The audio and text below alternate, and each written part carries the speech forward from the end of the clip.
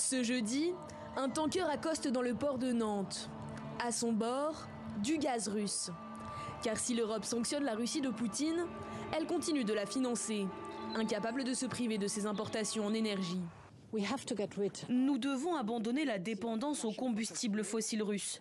Nous avons besoin d'investissements massifs dans les énergies renouvelables. Pour l'instant, la solution serait le GNL, ou gaz naturel liquéfié. Stocké à bord de navires et refroidi à moins 162 degrés, il prend 600 fois moins de place que le gaz normal. Les principaux exportateurs sont l'Australie, les États-Unis et le Qatar. Mais face à la demande croissante, seuls 35 milliards de mètres cubes supplémentaires pourraient être mis sur le marché cette année. Alors que l'Europe voudrait augmenter ses importations de 50 milliards de mètres cubes. Autre problème, son bilan environnemental contesté. Le gaz naturel liquéfié reste du gaz fossile, c'est du méthane, donc un gaz à effet de serre, au pouvoir réchauffant encore plus intense que le CO2. C'est juste une forme différente. La production de GNL est très énergivore. Son empreinte carbone est 2,5 fois plus élevée que celle du gaz transporté par gazoduc.